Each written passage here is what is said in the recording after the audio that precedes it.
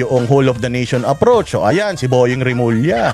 Si Boying Rimulya, mantakin mo ha, lahat ng mga nasa majority ngayon dahil whole of the nation approach. Ang tagal nang hindi nagpaparamdam ni Boying ha. Akala ko nga patay na si Boying, ang tagal na hindi nagpaparamdam eh. Pero nung nagkaroon ng leadership change diyan sa Senado, nabuhay ang bangkay. Putang ina, akala ko aswang eh. Nabuhay. Tapos nung nabuhay siya, putya yan, may mga dala-dala siyang mga baon. Ano yun? Putya, kaso kay Villanueva, kaso kay Chis Escudero, kaso kay Jinggoy, kaso dito kay kay Marcoleta. Tapos may kaso din yung magkapatid na na Cayetano. Tapos si Bato de la Rosa, si Bongo nanganganib na din, si Robin Padilla na mananagot daw sa ICC, bobo eh. Paano mananagot sa ICC si Robin Padilla? Hindi na tayo member ng ICC. Tanga ba kayo?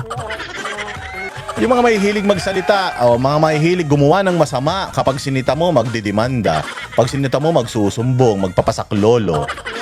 Kayo talaga, huwag kayong ganyan, huwag kayong balat sibuyas kapag kayo ay nasa pamahalaan. Lalo't mahilig naman kayo magbigay ng inyong mga opinyon na wala naman nangangailangan. Dapat pagka nagbigay din ng opinyon patungkol sa inyo, dapat hindi kayo mga pikun. Dapat hindi kayo mga iyakin, hindi kayo mga uhugin, hindi kayo mga tampurorot. Ang ina ninyo, ang yayabang ninyo. Noong kayo ang nasa majority, lalong-lalo na yung mga senador na yan. Nung sila yung mga nasa majority, inagaw nila yung kapangyarihan kay kay Chis Escudero. Di ba nung inagaw nila yung kapangyarihan kay Chis Escudero, wala namang ganyang komosyon, wala namang nagreklamo. Ganun talaga ang demokrasya sa Pilipinas. Kung sa eleksyon tayo yung nagbobotohan kung sino yung nanalo. Yun ang nandiyan, yun ang namumuno. Halimbawa yan si Bongbong, kahit wala siyang kwenta, kahit wala siyang silbi, yun, di ba nasunod naman ang demokrasya dahil siya ang pinakamaraming botong nakuha o siya ngayon ang presidente. Ang problema, ayaw nang bumaba. Tayo na nakaranas na ng sarap ng buhay, nakaranas na ng hayahay, nakaranas na ng kapangyarihan. Ayun, nalasing sa kapangyarihan. Kaya ayan, ayaw nang umalis sa kanyang kinauupuan. Wala namang alam, wala namang ginagawa, wala namang silbi, tanga naman. Pero kita mo ayaw nang umalis. Dininay naman na niya. Hindi pala niya dininay. Merong video na kumakalat ngayon eh. Tinanong siya, sabi, "Sir, no election, no election." Ang sagot niya, "Ha? Gano'n lang siya. Di ba ganyan na ganyan din nung tinanong siya, "Boss, addict ka daw." "Boss, addict ka daw." Di ba tumawa lang siya. "Hindi ka ba magpapadrug test?" Sabi niya,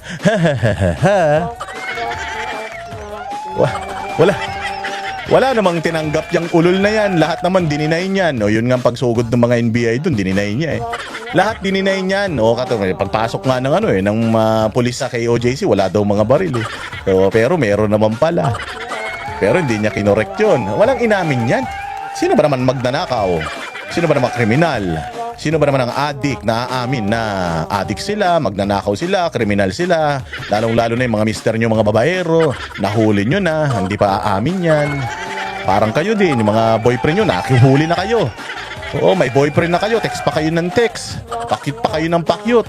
Nung nahuli kayo, di rin naman kayo umamin. Wala namang aamin sa kasalanan. Ayo talaga, kaya ayan. Yan ang demokrasya sa Pilipinas. Katulad dito sa Kongreso, hindi ba? May demokrasya.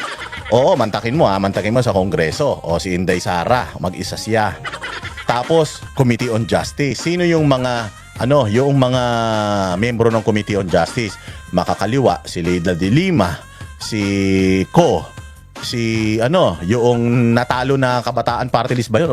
Gabriela? Basta ito, yung isang babaeng, yung isang babaeng dating nasa Kabataan Party List na para si Risa Ontiveros din, nakalimutan ko pangalan, Ilago. Si Chel Jokno, si Leila de Lima, si Ilago, si Ko, si Tinyo, lahat puros mga makakaliwa. Siyempre, galit yan kay Inday Sara. Ano pa bang ine-expect mo? Pag ini-interview yung mga yan, puro anti-Duterte yung mga yan. Tapos sila mismo, mga miyembro. Sila mismo ang mga miyembro ng Justice Committee. Okay lang, wala tayong magagawa. Ganun talaga buhay.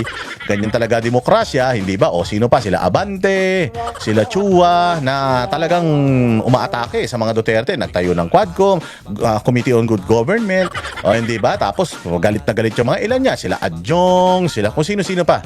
Si Luistro, mantakin mo, syempre si Luistro, siya ang pinuno ng Committee on Justice. Tapos may utang siyang hindi binabayaran.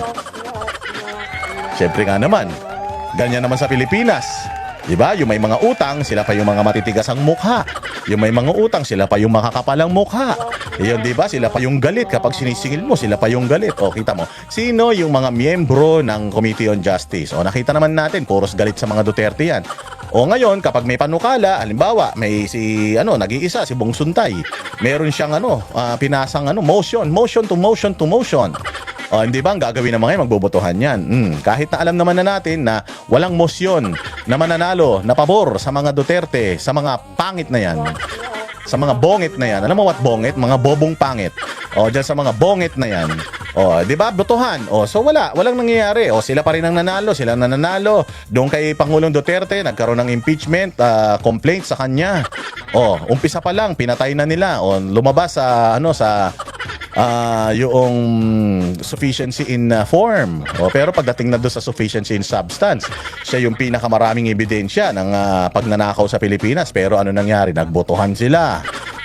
Papasa ba to? Sufficient ba to in substance and in grounds? Nagbotohan sila. Hindi na-impeach si Bongbong. Nagreklamo ba tayo?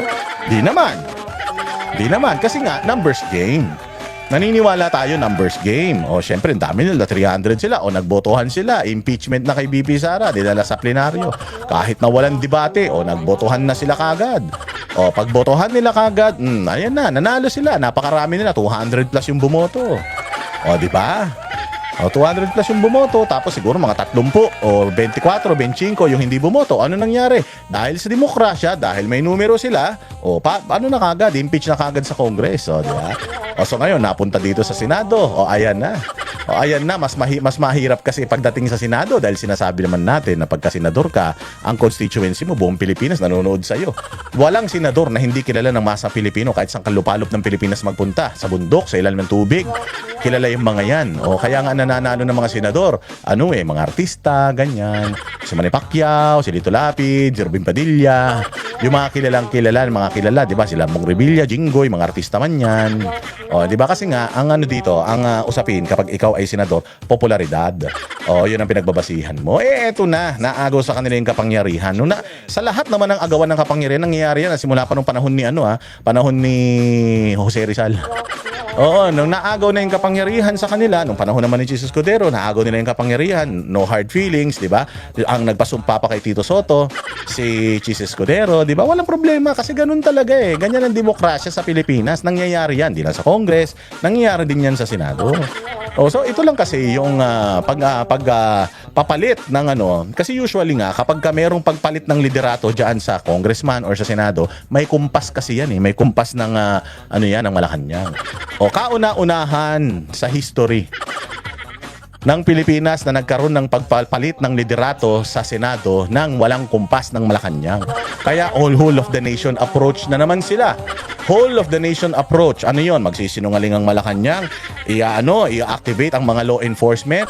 Buong Pilipinas, lahat, roll army, mainstream media, mga attack dog nila. Nagsama-sama, nagsabay-sabay. Isang araw pa lang si Cayetano, panay na ang paninira kay Cayetano. Paano yan? Ang problema, the age of mainstream media is declining na. The new age of media is rising. Alam ba ninyo, meron na isang interview doon sa taga ABS-CBN. Kasi daw nung panahon daw ni Pinoy, pa-expire na daw yung kanilang franchise, yung ABS-CBN. Pa-expire na yung franchise nila, pero naisip nila, wag nang i-renew. Kasi it will be costly for them. Bakit? Kasi nga kumikita daw sila before ng 100 million per day. Pero dahil nga sa sa digital age, dahil nga nakikita nila na mamamatay na ang mga mainstream media dahil sa paglakas ng digital age. Ayan na nga, may social media na, may YouTube, 'di ba? Lahat naman may internet. Tapos nung nagka-cellphone lahat may access. Kasi noon para makanood ka ng mainstream media, kailangan mo umuwi ng bahay. Kailangan mo magbukas ng telebisyon ganunin mo pa yung antena. Para lang makapanood ka. Sa ngayon, kahit nasaan ka, kahit nasa kubeta ka, kahit na nagnanumber 2 ka, kahit nasa ibabaw ka ng puno, nagnanakaw ka ng mangga, kahit nasaan ka, basta may internet, makakapanood ka na ng mainstream sa YouTube, sa Facebook, So nakita na nila na napabulusok na forecast na nila at hindi na nila kayang i-sustain dahil nga sabi ko nga sa inyo, businessman yung mga yan, pera-pera man lang sila, hindi nila kayang i-sustain yung dami ng mga binabayaran nilang mga malalaking tao na mga wala namang mga utak at mga artista nila na binabayaran. So ang dami na dahil may Netflix na, wala na nanonood din ng mga telenovela. Dati mga telenovela, kaganyan ko, natatandaan ko yun. Pumapasok ko sa opisina pag Jumong na, alam niyo yung Jumong? Oo, talagang nagmamadali ako umuwi ng bahay para mapanood ko yung Jumong. Oo, tapos dati yung mga yung mga cartoons. Oo, talagang kahit nagba-basketball kami nung hindi pa kami nagtatrabaho, ay nako po, si Senki na. Oo, si sino po, Dragon Ball na. Nag-uuwian kami sa mga bahay, pero ngayon hindi na. Uupo ka na lang sa isang tabi, manunood ka, mapapanood mo na. So alam na nila na mamamatay yung yung yung tawag dyan, free TV, mamamatay dahil dito sa digital age ang social media. Kaya ayan, hindi na sila nag-renew ng kanilang kontrata kasi before mag-expire yan, dapat at least mga 5 years before mag-expire yung franchise na yan, nire-renew na yan pero dahil nga hindi na nila kaya, hindi na rin nila kayang bayaran at nakikita nila yung trend, pabagsak na ang mainstream. Kaya gano'n. Kaya dahil pabagsak na ang mainstream media, mga bossing, yung mga mainstream media ngayon, namimera na lang yan. O sino na lang magbabayad sa kanila to sustain the business, to keep the business running. Ganun ang ginagawa nila, to keep the business running. Kung sino yung magbibigay, kahit mali yung gustong ipabalita, ibabalita nila. Kapag itong administrasyon na ito, dati naman galit na galit sila, never again, never again. Kita mo ang gagawin nila. Sige, pagka gusto, binayaran tayo. Sige, propaganda tayo para sa kanila. Sino yung willing magbayad? Mga NPA, sige. Go tayo dyan kasi nga hindi na nila kayang i-sustain dahil napakatindi ng kanilang rival, ng kanilang kalaban. Itong mga social media personalities, katulad tayo, kaya nga tayo pinapakulong. Kaya nga tayo dinidemanda kasi kung wala naman tayong boses, wala tayong silbi at wala tayong reach, di sana hindi nila tayo pinapansin. Diba? So ganun ang nangyari. Whole of the nation approach, mga bossing. Mainstream media, NPA, NBI, PNP, DILG, DOJ, Ombudsman, lahat inactivate nila para sirain yung bagong liderato ng Senado dahil nga walang kumpas yan ng Malacanang.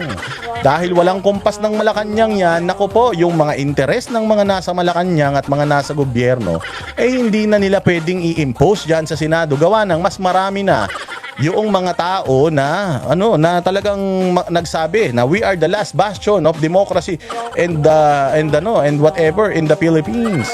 Check and balance, mga ganyan. So kanina, mga bossing, ayan na.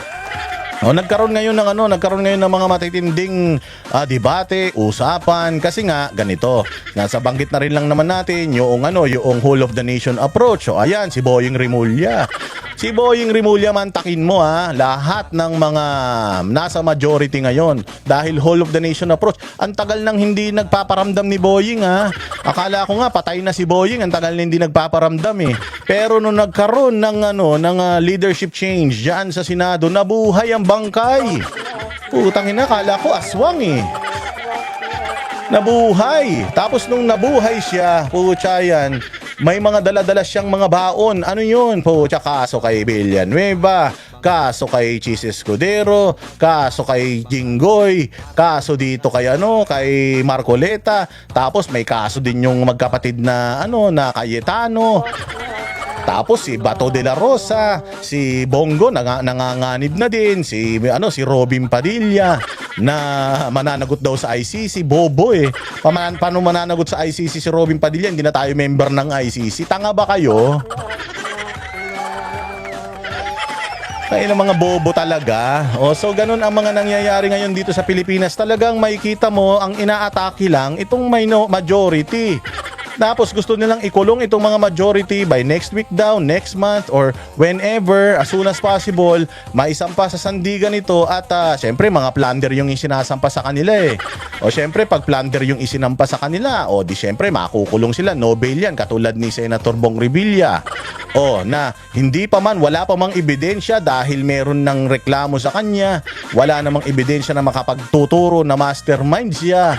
Ayan, nakakulong pa rin hanggang ngayon. So gusto nilang mangyari yon dito sa mga majority senators.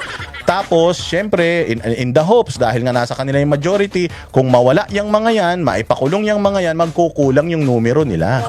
O, kasi baka sakali, kung sila yung nakakulong, hindi na sila bobo. Hindi si natatandaan nyo, si Leila de Lima, nakakulong siya noong siya'y senador pa, di ba? Nakulong siya dahil sa droga. O, no, nakulong siya, di ba? Nakakapagpanukalang batas pa rin siya. Di ba? Nakakaboto pa rin siya sa mga dapat botohan. Nakakapag-privilege speech pa rin siya. Nakakagawa lang siya ng sulat, tapos binabasa na lang siguro nung kanyang so yung opisina niya diyan sa Senado nandoon pa rin. So technically, yung function mo as a senator dapat ano mo yun, dapat iyong kasi mandato yun okay, ano man yung circumstances dahil ikaw ay senador, hindi ka naman ini-strip ng pagiging senador. Kung ikaw ay halimbawa katulad niya, nagkaroon ka ng kaso at nakulong ka dahil doon sa kaso mo ang problema, no bail. So syempre pag no bail, mananatili ka doon, so hindi ka na ba senador noon? Senador ka pa rin naman noon. So kung senador ka pa rin naman noon, dapat lahat ng trabaho ng senador dapat nagagampanan mo pa rin. O katulad niya, kung halimbawa nakulong si Jinggoy, dapat may karapatan pa din si Jinggoy na bumoto kasi senador siya. Trabaho niya yun gets nyo? Ano bang mahirap intindihin? Ngayon, taing-tae.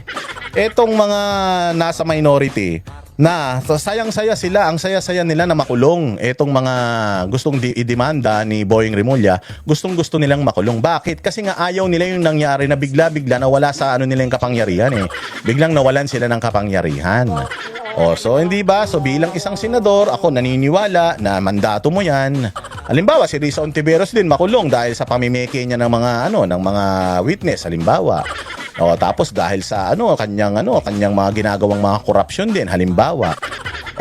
Hindi ko sinasabing korap siya pero kunyari lang. Kunyari lang for the sake of conversation. Di ba? So halimbawa nakulong din siya. Dapat pa ba siyang bumoto? Para sa akin, dapat pa rin bumoto, senador siya Function niya 'yon, dapat yung kalayaan lang ang nawala sa kanya, pero yung titulo niya na pagiging senador, di pa naman siya convicted Hindi pa naman siya, di ba? Presumption of innocence. So dapat lahat ng gawain ng mga senador nagagawa mo pa din. Whether through your staff, through your office, then kung may botohan, syempre, hindi naman porket nakakulong ka, pati yung utak mo nakakulong na. Hindi naman porket nakakulong ka, wala ka nang dapat alam diyan sa mga nangyayari sa bayan, di ba? Bilang isang senador, hinalal ka ng constituency mo, buong Pilipinas, so dapat mag-function ka pa din na senator, di ka naman din i-disqualify bilang isang senator So ako, naniniwala ako na dapat itong mga gustong ipakulong ngayon, dapat magampanan pa rin nila yung functions nila as senators, tama? Ngayon, nagmamadali itong minority, gusto nilang makulong itong mga to, pati yung gobyerno, baka sakali maisingit nila yung sa may rules nila na bawal ang teleconference. Kapag yung teleconference daw, pwede lang kapag unforeseen circumstances. For example, COVID-19, ganyan. Kaya may bagyo, hindi siya makakapasok, botohan ngayon, pwede siyang bumoto, ganon. Ayaw nila nung teleconference. Samantalang noon naman, kay Leila de Lima, gumagana naman yung mga teleconference na yan. Sinasabi pa nito ni Risa Ontiveros, kahit noong panahon ni Marcos Sr., nung martial law, hindi ganito ang Senado. Tanga, nung martial law, walang Senado, bobo. Walang Congress, walang Senado noon. Si Bongbong Marcos lang ang si Marcos Sr. ang lang mag-isang nagpapatakbo ng Pilipinas. Kaya nga namanipulan niya lahat at nanakaw niya lahat ng gusto niyang nakawin. Fake news peddler to si Risa Ontiveros. Walang Senado noon. Gets mo? Kala ko ba magaling ka sa EDSA? Hindi mo alam yung martial law, walang Senado. Tanga. So ganun ang nangyari. Kaya yan, gusto nito ni Rodante Marcoleta kasi napansin ni Rodante Marcoleta pucha, ipakukulong kaming lahat So parang panggigipit ito, politika pa rin ito, ipakukulong kami para mawala yung numero namin o mawala kami ng lakas, kapangyarihan bilang isang senador. Wala naman sa usapan yun, lalo na presumption of innocence. Maghihiring pa naman. Na kasi nga, kung halimbawa may kaso siya, tapos bailable naman yung kaso, hindi ba? Pwede ka pa rin namang pumasok sa Senado kahit may kaso ka. Ganun din naman yun Kung plunder, kaso mo, no bail yun, so nandoon ka sa kulungan, senador ka pa rin naman Hindi ka pa rin naman ini-strip ng iyong pagiging senador. Tama? So dapat yung function as senators, magampanan pa rin nila. So si Rodante Marcoleta nung May 11, nagpanukala na siya dahil nga nakikita niya itong nangyayari kay Senator Bato de la Rosa, panggigipit. Sabi niya dapat payagan natin na umattend ng mga virtual meeting, virtual, pati pagboto, virtual. Hindi ba? Kasi kung boboto siya dyan at saka boboto siya ng virtual, o parehas man lang yun eh. Isang tao lang na naman boboto ron. Ngayon magagalit ang minority. Sabihin, ba't kami nandito? Tapos kailangan namin pumasok araw-araw. Putang ina, di wag ka pumasok. Pakialam namin, ganun din naman. Pumasok ka o hindi. Putya, kung magnanakaw kayo, kahit naman nasa bahay kayo, nasa ibang bansa kayo, pwede kayo magnakaw sa Pilipinas. O hindi ba? So dahil din nakikita nila na minamadali na rin ng mga weaponized na ahensya ng gobyerno itong mga itong mga senador ng majority, kasi magtataka ka, majority senators lang yung mga gustong kasuhan eh. O eto pa isa ang kaso ni ang kaso ni sino to? Si dating Speaker Martin Romualdez. Yung niya, yung kanyang kaso, hindi plunder at saka hindi malversation, bailable yung ikakaso sa kanya ng ombudsman. Samantalang, pwede naman nang idiretsyon ng plunder yung ikakaso sa kanya. Pero dahil nga nila yan, kabati nila yan, kampi nila yan, panggap man lang yung kunyari nag-aaway yung magpinsan na yan ng mga kawatan. Bailable yung ifa-file na kaso para lang masabi na finailan ng kaso si Martin Romualdez. Kaya naman mag-bail niya kahit 1 billion sa dami ng ninakaw na pera niyan eh. So bailable yung ibinigay sa kanya. So kahit may kaso siya, babayad lang siya ng bail, 45,000 to 2 million na bail, tapos na siya, laya siya. Tapos pahabain na lang niya ng pahabain niya hanggang mamatay siya. Ganun na mangyayari diyan. Samantalang itong mga senador na pinafile ng kaso ngayon, puro mas mga non-bailable yung halos lahat ng pinafile sa kanila. So talagang makukulong sila kapag kayan tumuloy-tuloy hanggang ombudsman. Hanggang Sandigan Bayan. So alam nila na gano'n, na ginagawa ng gobyerno ito para pilayin yung majority at Senado, para pilayin yung Senado. Eto ngayon, kaya itong mga senador, nagpanukala sila. Di ba isang bahay man lang sila. Dapat concerned sila sa kanilang Senado. Ang problema, hindi sila concerned eh. Gusto talaga nila, kasapakat sila eh. Doon sa plano na pilayin ang Senado. Kaya nagkaroon ng panukala. Naintindihan nyo na ha?